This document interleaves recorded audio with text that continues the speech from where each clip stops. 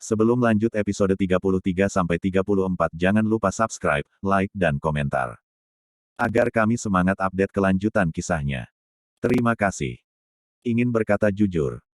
Episode 33. Richard sedikit bingung. Jika Gracia menambahkannya di WeChat, tidakkah dia tahu bahwa dia adalah kenannya?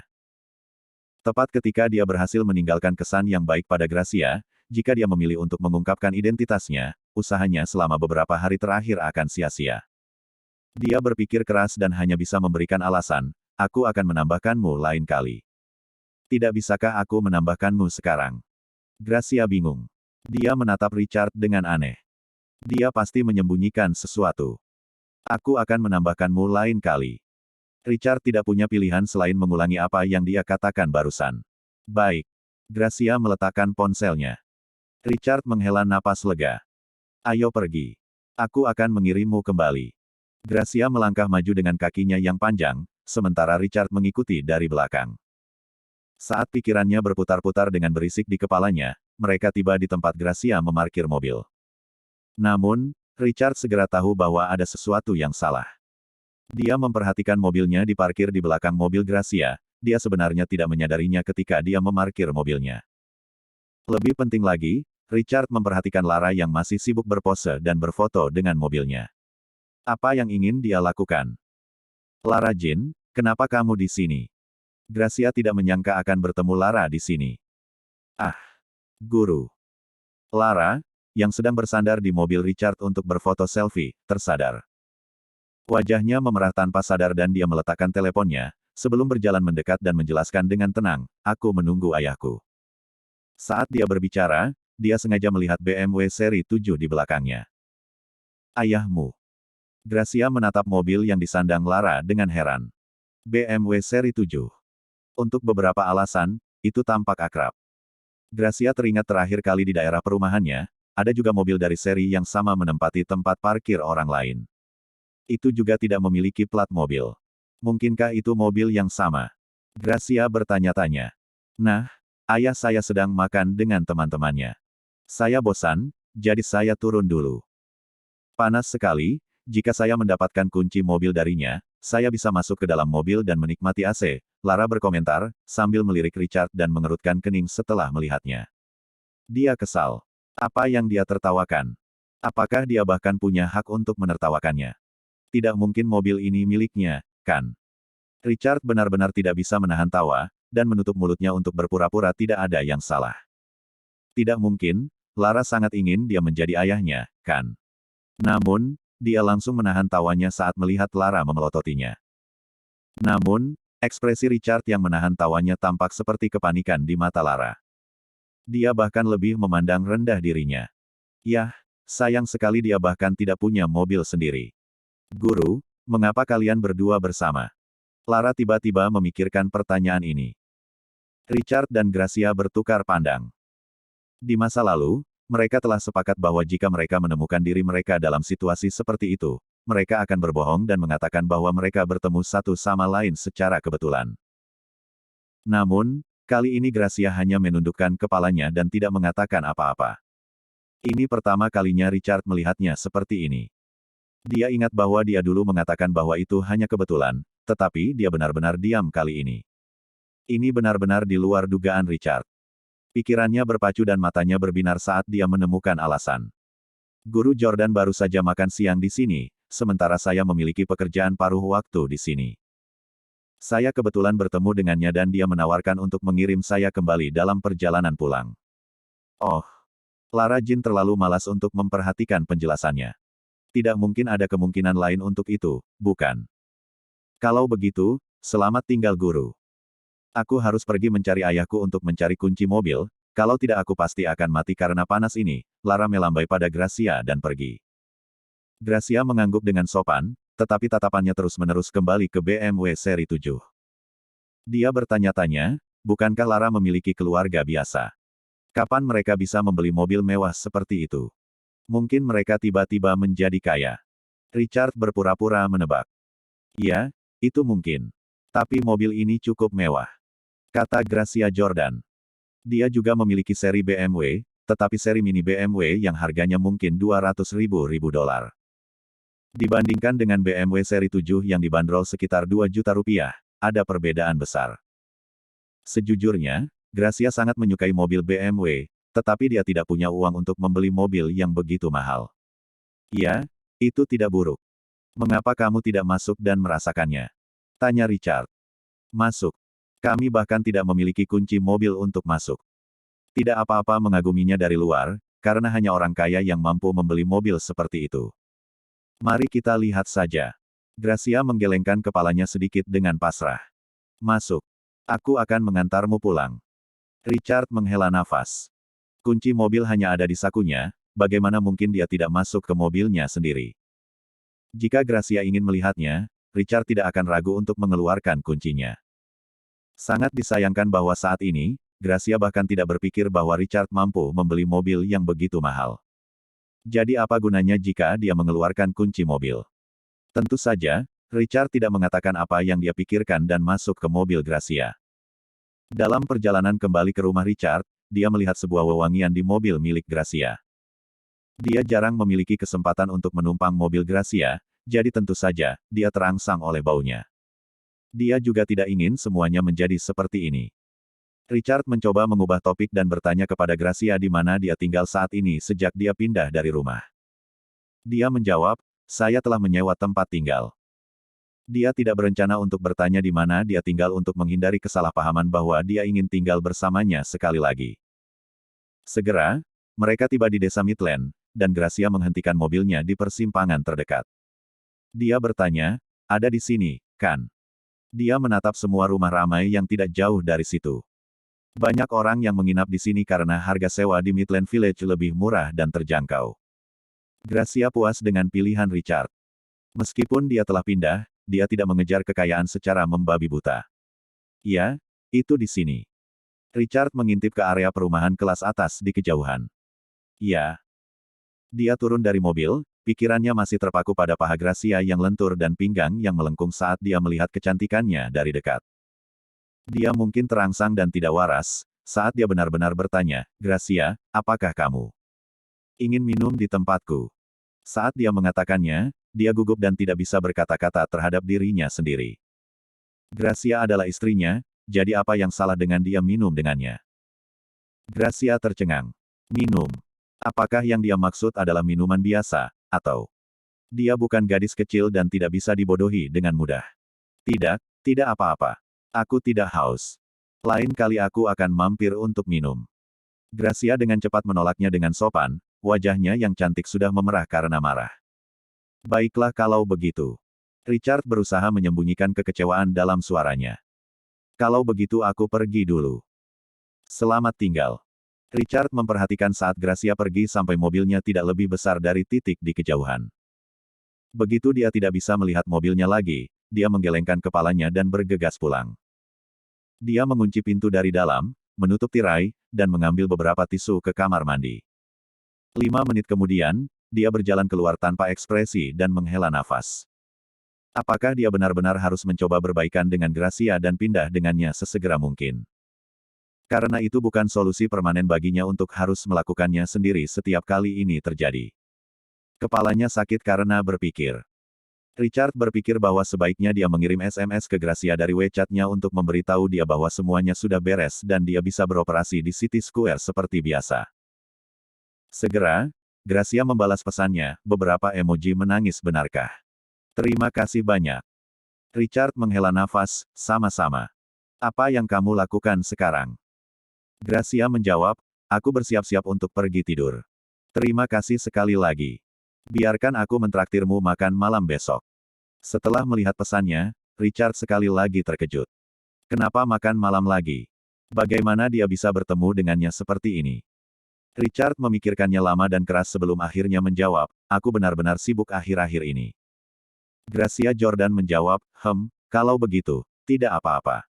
Saya akan mentraktir Anda makan malam setelah Anda bebas sehingga saya bisa berterima kasih dengan benar. Anda benar-benar telah banyak membantu saya. Terima saya dengan benar. Bagaimana dia berencana untuk berterima kasih padanya? Apakah dia berencana? Pikiran Richard melayang ke suatu tempat yang tidak seharusnya.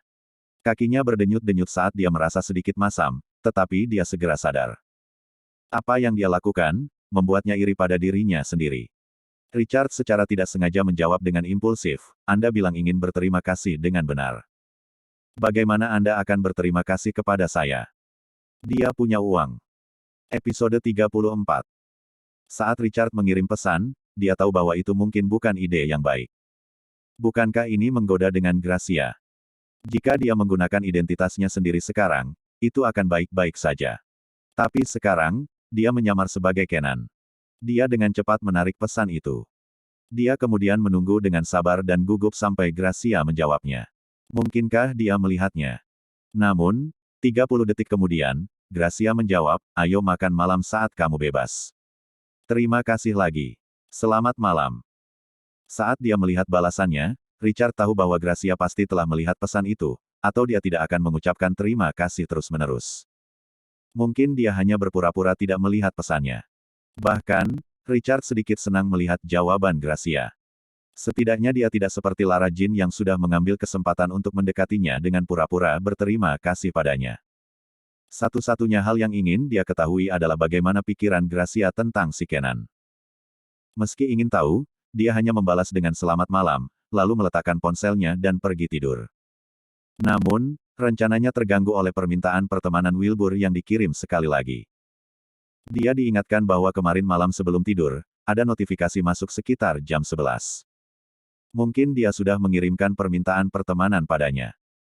Di bawah bagian komentar, ada beberapa kata yang tertulis, tolong tambahkan saya ingin berbicara dengan Anda. Biarkan saya memperlakukan Anda untuk sesuatu. Apakah itu berarti dia menyerah pada Richard? Richard tersenyum. Dia baru saja membeli alun-alun ayah Wilbur, jadi Wilbur seharusnya punya cukup uang untuk membeli mobil. Richard setuju dan menerima permintaan pertemanannya. 1 menit kemudian, pesan Wilbur masuk, kamu di mana? Kenapa kamu belum datang? Jangan bilang kamu tidak akan membelinya. Aku sudah menunggumu untuk datang mengambil mobil sepanjang hari. Richard terkejut. Kemarin, Wilbur tampaknya mewaspadainya, tetapi hari ini dia kembali ke cara lamanya. Sepertinya ayahmu telah memberitahumu bahwa dia menjual kotak itu seharga $500 juta. Apakah Anda perlu saya untuk pergi menjemput Anda secara pribadi? Wilbur mengirim pesan yang penuh sarkasme. Richard berhenti sejenak untuk berpikir, lalu melanjutkan menjawab, aku akan sampai di sana dalam 1 jam. Dia mengambil kunci mobilnya dan menuju ke City Square setelah mengirim pesan. Ketika dia tiba, dia masuk ke mobilnya dan mencari pusat mobil Porsche di sistem navigasi mobil sebelum mengemudi langsung ke sana. Pusat Porsche. Wilbur Wendell sedang duduk bersila di sofa besar toko sambil melihat pesannya di WeChat. Wajahnya diwarnai dengan senyum beracun seperti ular yang menunggu untuk menelan mangsanya. Richard benar-benar memiliki keberanian untuk datang menemuinya. Manajer toko duduk di sampingnya sambil terkekeh, siapa tuan muda kali ini yang akan membeli mobil? Mengalahkanku. Aku belum pernah melihatnya sebelumnya. Wilbur melanjutkan, mencibir dalam-dalam, bukankah Richard begitu penuh dengan dirinya kemarin? Kalau begitu, ini sudah siang, kenapa dia tidak datang untuk mengambil mobil? Mungkinkah dia mencoba mengumpulkan uang? Iya, itu tidak masalah, selama dia datang untuk membeli mobil. Mulut manajer melengkung menjadi senyuman. Siapa yang tahu apakah dia mampu membelinya? Wilbur menggelengkan kepalanya karena tidak senang. Oh, tapi bukankah kamu mengatakan bahwa orang itu berhasil membayar deposit sebesar $300.000? Manajer itu tercengang. Lagi pula, orang itu berhasil membayar deposit $300.000. Secara logika, dia seharusnya bisa membayar sisanya, bukan? Jadi bagaimana jika dia berhasil membayar? Saya memeriksa kemarin. Di seluruh provinsi, ada banyak orang kaya yang nama belakangnya Cannon, tetapi tidak ada yang bernama Richard Cannon. Saya 70% yakin dia pasti bukan orang kaya. Dia pasti berpura-pura. Wilbur berkomentar sinis. Pada titik ini, tidak masalah jika dia palsu. Kami telah mengumpulkan $300.000, dan depositnya tidak dapat dikembalikan. Mari kita bagi deposit menjadi 2 di antara kita. Manajer itu tersenyum. Ini sama sekali bukan kerugian baginya. Tidak peduli apa, dia masih senang mendapatkan $150.000 dengan mudah. Dibagi rata. Itu hanya $150.000, itu tidak masalah bagiku. Kata Wilbur dengan angkuh. Betul sekali. Kemarin, ayahnya kembali dan memberitahu dia bahwa alun-alunnya telah terjual seharga 500 juta dolar. Setelah mendengar itu, Wilbur terkejut. Tepat setelah kejutan datang perasaan senang. Meski total aset ayahnya lebih dari 1 miliar dolar, modal kerjanya masih dianggap kecil. Alhasil, uang sakunya hanya sekitar 100 ribu dolar sebulan. Sekarang, dia tiba-tiba memiliki uang tunai 500 ribu dolar. Bagi Wilbur, ini adalah jumlah yang sangat besar. Meskipun dia tidak meminta uang tunai kepada ayahnya kemarin, dia bertanya kepada ayahnya apakah dia bisa membeli mobil ketika suasana hati ayahnya masih baik. Ayahnya setuju. Dia bahkan meminta Wilbur untuk meneleponnya untuk membayar mobil setelah Wilbur mengambil keputusan. Ini menjelaskan mengapa Wilbur ada di Cloud 9 hari ini. Jika 150 ribu dolar bukan apa-apa bagimu, apakah kamu sudah menjadi seorang Kenan, Wilbur? Apakah kamu menghasilkan banyak uang baru-baru ini? Manajer terkejut. Tidak juga. Wilbur menjawab dengan bangga. Alun-alun ayahku diambil alih oleh seseorang tadi malam. Apa? Diambil alih? Manajer tidak bisa duduk diam. Dia ingat sebelumnya bahwa Wilbur telah memberitahunya bahwa alun-alun itu tidak berfungsi dengan baik, tetapi bahkan jika itu tidak berjalan dengan baik, alun-alun berskala besar seperti itu akan menelan biaya setidaknya beberapa ratus juta dolar, bukan? Dan seseorang benar-benar berhasil mengambil alih. Selain itu, jika Wilbur benar, orang itu bahkan berhasil membayar semuanya sekaligus. Tidak banyak orang di kota yang memiliki kemampuan finansial dan dana seperti itu, bukan? Ya, seseorang mengambil alih. Wilbur juga iri. Siapa itu? Manajer itu terlalu penasaran. Aku juga tidak tahu, tapi aku cukup yakin siapapun yang berhasil membayar sejumlah besar uang sekaligus pasti adalah seorang Kenan sejati. Sayang sekali ayahku tidak mau memberitahuku apapun ketika aku bertanya. Dia kemarin. Dia mengatakan bahwa orang ini tidak ingin ada yang tahu bahwa mereka telah membeli alun-alun.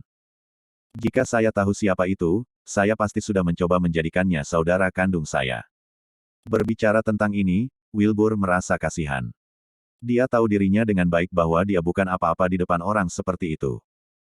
Jika dia bisa mengenal orang seperti itu dan menyedotnya, tidakkah dia bisa menjadi sok juga? Hanya beberapa kelompok keuangan yang dapat memiliki kekuatan seperti itu. Manajer itu berpikir sejenak dan berkata, "Kurasa begitu. Aku benar-benar ingin tahu siapa orang ini, tapi ayahku selalu keras kepala. Dia ingin aku belajar dari orang itu untuk tidak menonjolkan diri." Richard menghela nafas. Dia akan terus mengomel ketika sebuah mobil BMW seri 7 berhenti di luar toko. Dia mengerutkan kening ketika pintu mobil terbuka dan seseorang turun dari mobil. Mungkinkah itu dia? Apakah ini orang yang akan membeli mobil? Manajer terkejut. Apakah kamu mengenal orang ini? Wilbur mengangkat alis ke arah manajer. Saya tidak kenal dia, tapi saya punya teman yang bekerja di toko BMW. Dia mengatakan bahwa beberapa hari yang lalu, ada seorang pemuda yang membeli BMW seri 7. Karena mobilnya tidak memiliki plat mobil, dan dia sangat muda, aku cukup yakin orang yang mereka bicarakan pasti dia. Mata manajer berbinar. Seandainya orang ini mampu membayar BMW seri 7, maka membeli Cayenne harus semudah ABC baginya. Wilbur marah. Apakah orang ini benar-benar kaya? Richard masuk ke dalam toko. Sebelum dia datang, dia bahkan secara khusus mencari spesifikasi untuk Cayenne dan mencatat bahwa itu memang mengesankan. Harganya kurang dari 2 juta dolar, jadi dia benar-benar bisa membelinya. Kupikir kau tidak akan datang. Wilbur menyapa Richard dengan nada aneh. Kenapa aku tidak ikut? Mobil ini tidak buruk. Apakah ini Cayenne? Richard Cannon melihat sekeliling mobil. Wilbur mencibir, dan manajer segera berjalan mendekat. Ya, Tuan, yang Anda pesan adalah yang ini. Richard Cannon membuka pintu mobil dan duduk di dalamnya. Memang, itu memberikan perasaan yang berbeda dari BMW seri 7, ini jauh lebih modis. Tidak buruk. Bagaimana itu? Wilbur bertanya memprovokasi. Tidak buruk. Richard menyetujui sambil menganggukkan kepalanya. Tuan, ini hanya salah satu Cayenne dari seri. Manajer mulai memperkenalkan, tetapi Richard menatapnya beberapa kali dan berjalan keluar dari mobil, menggelengkan kepalanya. Manajer itu tercengang. Apakah Anda tidak menyukainya, Tuan? Richard tidak mengatakan apa-apa tetapi hanya melihat sekeliling. Wilbur geli dan mencibir. Apakah ini salah satu rencananya? Tidak membeli mobil hanya karena dia tidak menyukainya. Jadi begitu. Karena mobilnya baru dan baru berumur sekitar 1 minggu, bagaimana mungkin keluarganya mengizinkannya untuk mendapatkan mobil baru? Bagaimana? Bagi saya, hal terbaik tentang mobil ini adalah kontrolnya, sangat menakjubkan untuk balapan dengannya. Saya pikir Anda sebaiknya membiarkan BMW seri 7 Anda beristirahat sejenak dan membeli mobil ini. Lihat saya mengendarai mobil semacam ini sepanjang waktu. Begitu Anda terbiasa dengan kontrolnya, Anda akan jatuh cinta pada Porsche. Wilbur mencoba menekan Richard untuk membelinya. Namun, Richard masih berkeliaran dan melihat mobil-mobil lain di aula. Wilbur tidak bisa membantu tetapi menjadi lebih jijik padanya. Gak mau beli. Yah, gak apa-apa, kamu bisa cerita saja. Sebenarnya bukan masalah besar, tapi hanya untuk memberitahumu, depositmu tidak dapat dikembalikan. Karena tidak layak seperti ini. Kenapa tidak tutup mata saja dan bayar mobilnya? Kalau tidak mampu, bisa pinjam saja uang orang lain, sesederhana itu saja. Richard melirik Wilbur Wendell dan akhirnya mengatakan sesuatu, siapa bilang aku tidak akan membelinya? Apakah kamu benar-benar berpikir aku akan turun ke levelmu dan tidak membeli mobil? Apa yang dia maksud? Wilbur Wendell kesal, dia menghinanya. Mari kita lihat jenis mobil apa yang bisa dikendarai Richard.